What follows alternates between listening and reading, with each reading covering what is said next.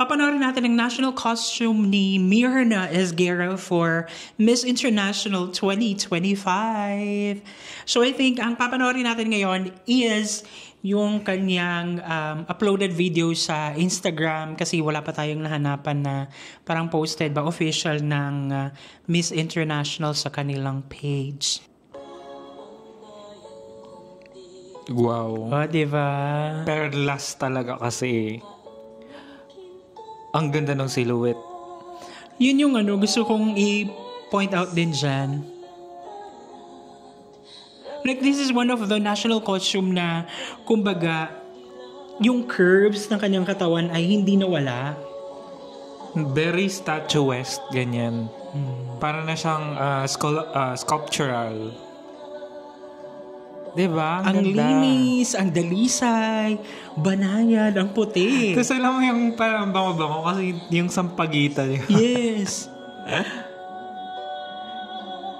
Filipinang-Filipina. Wow.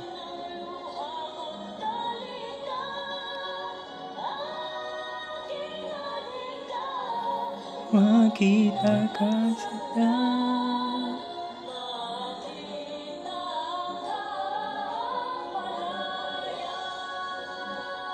Wow. Ganda. Hindi na masyadong perfect yung makeup dun sa bandang nose. Kita mo yun. Nag-cakey na ganyan. Cakey.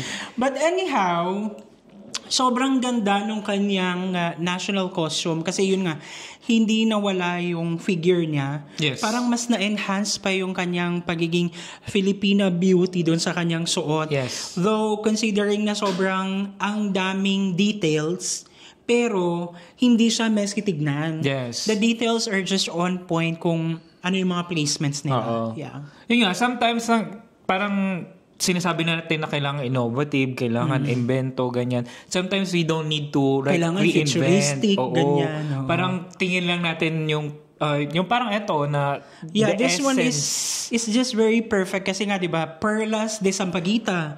Yun, which is nakita natin yung true essence of being a Filipino, 'di ba? National Yes. flower tsaka yung Oo. pearls. So it's a tribute to the nation's treasures and luminous pearls of the Philippines. And basta yung symbolism niya, it's very Filipino, it's very Philippines. Oo. And it's very elevated Philippines. Kumbaga to yung parang Very elevated, terno. Kayo ba Oo. guys, ano sa palagay niyo?